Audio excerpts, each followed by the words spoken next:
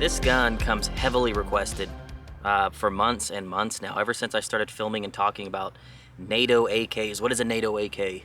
Any AK chambered in 223/556. Not necessarily a gun that has served in NATO. A lot of you bust my balls about that.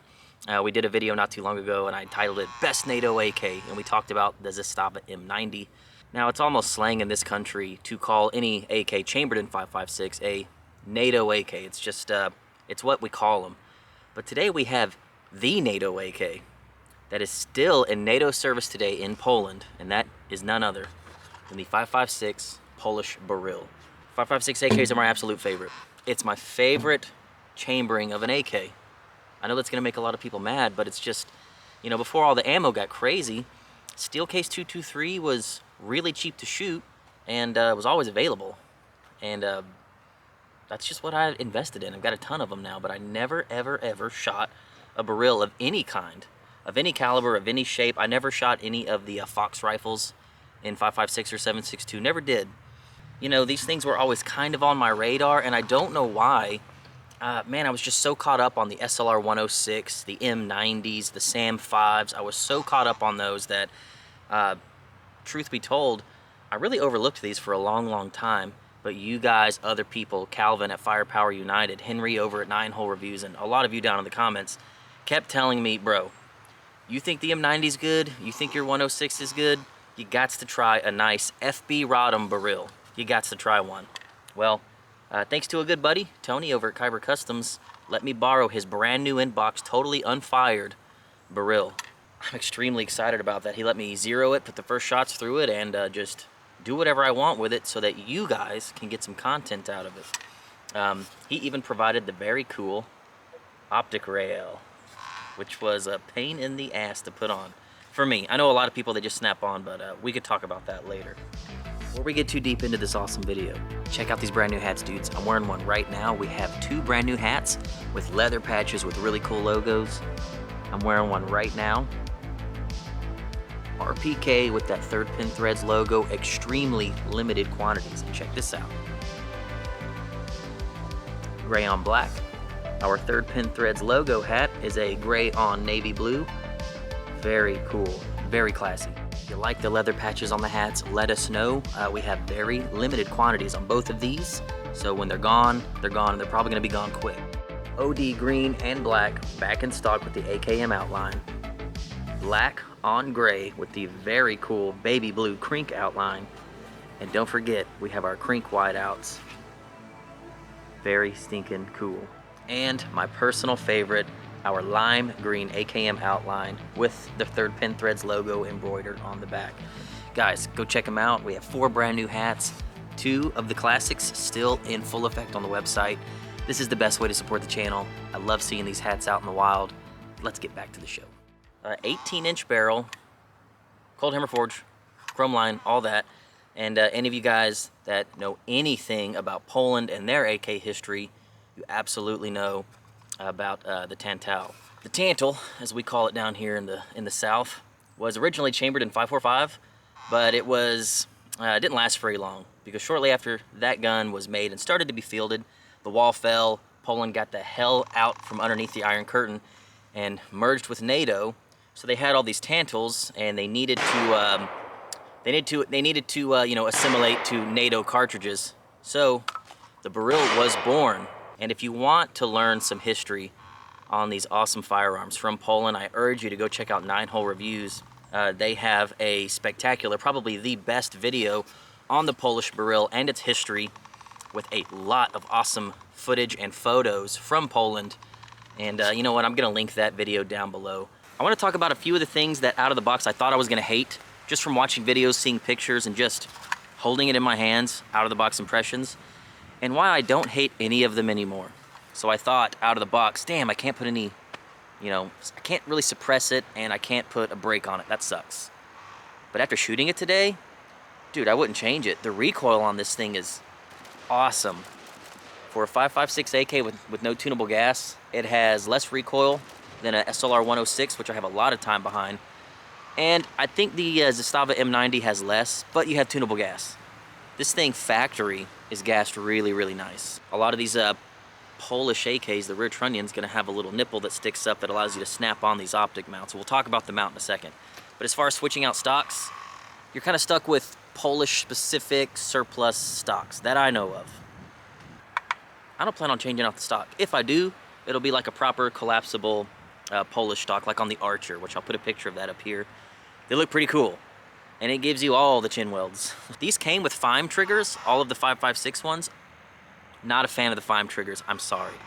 This one felt kind of assy. Took that out, put a factory Polish trigger in, and I think it's better. I think it's a better trigger. I've grown to love Polish translucent mags. This thing fits all of the WBP and FB Radom 5.56 Polish mags. Fits them all really, really good. I mean, they were made for it, and I've had perfect function today with them. So the biggest thing was, how the hell do you mount optics to these? They have no optic rail on the side. Okay, a lot of AKs don't. These things have proprietary gas tubes with a proprietary handguard retainer that's all one piece. So what I'm getting at is, like, most people would put an Ultimac on. You can't do that with these. They have these bolt-on, specific to Polish guns, bolt-on optic mount. They have cuts here in the sight block, a groove there, to allow it to slide on place with these two little teeth. And then the back snaps down onto your rear trunnion, the piece that's actually riveted into the receiver. All of these Polish rear trunnions are going to have that little tit that sticks up. You've probably seen them on a lot of the guns that you see at Atlantic. That's specifically for mounting optics. I think everyone's first impression of this, because we're so Americanized, is, oh, what a terrible way to do it. It's awesome. It is rock solid. I actually have to tap this one on with a mallet, which is why I'm not like taking it off and putting it on for you on camera.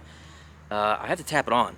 It has a swivel here, kind of like AKs have a swivel that locks their mount in place. This one has one here. You would swivel this all the way around, lock it in place, and it ain't moving. As you'll see later when we go to zero this thing.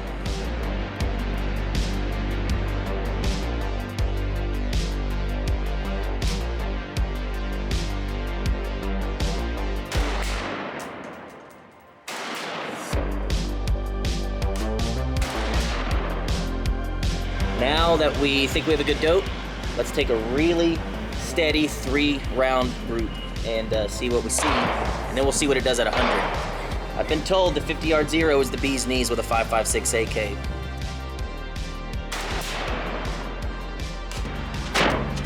I think I pulled one of those shots. I'll squeeze to 5 groups.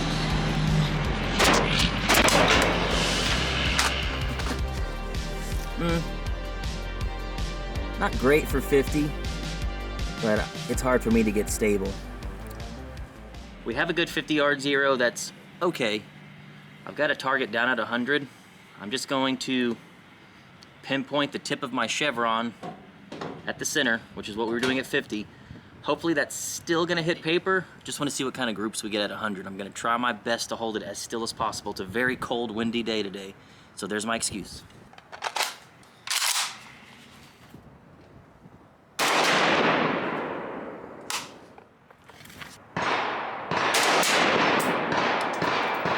I'm trying to hold as still as possible.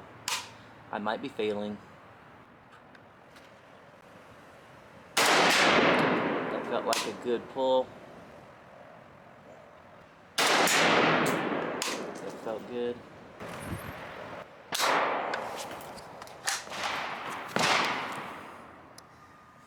This is 100 yards. These three are practically touching, and I don't know if that was me or what, but at 100 yards, with only 2x magnification, 3 of these are friggin' touching. Dude. And if you count both of these together, that's less than 2 inches. That's a tighter group than we had at 50 yards. Granted, I was stabilized a bit better at 100, but a tighter group at 100, man, can you believe that? You can see below your optic with a nice cheek weld and see your irons all day. And these irons were zeroed out of the box. And then, by coming up to a chin weld, there's your optic. You can have 2 different zeros. It so reminds me of like Trigicons or those old comp aim points mounted on top of carry handles. It's like the same theory, which is badass. I really like that. My initial takeaway right now is this is just a cool gun to own as is. If you don't want to do much to it, for the collector out there or just the guy that wants a gun that's good to go from the get-go, bro, this is badass. But right now, let's just do some mag changes, a little bit of drills, some fast shooting, and see what this thing's made of. Totally bone stock with the original trigger and the original safety. That is not an aftermarket safety. That's how they come.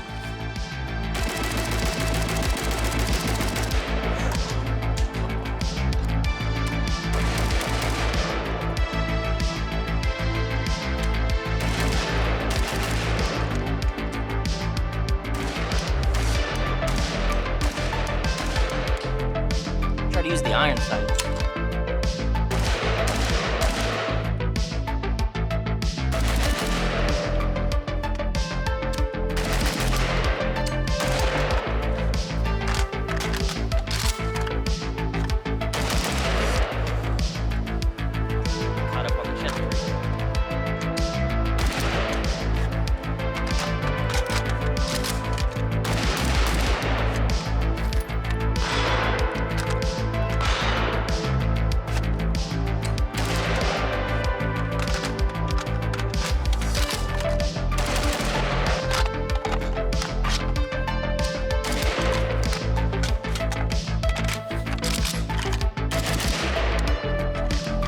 AC Unity 5.56 mag blocks in quite nicely. Chambers quite nicely. We'll see if it works.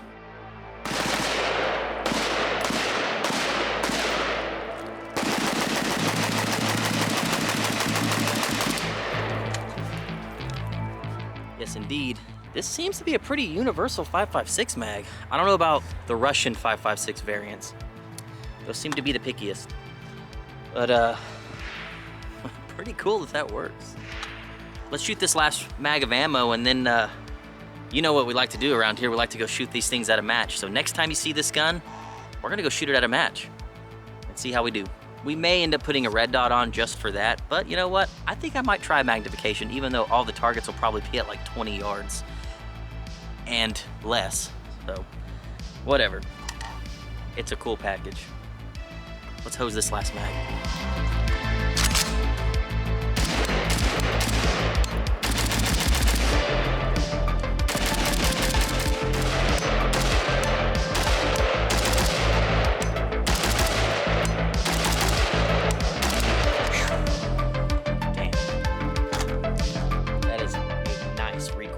Well, that's it for now on this gun, but way more to come.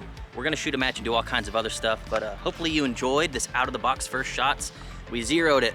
We did some run and gun, we tried some mags, we did a little bit of everything, and so far 2 thumbs up.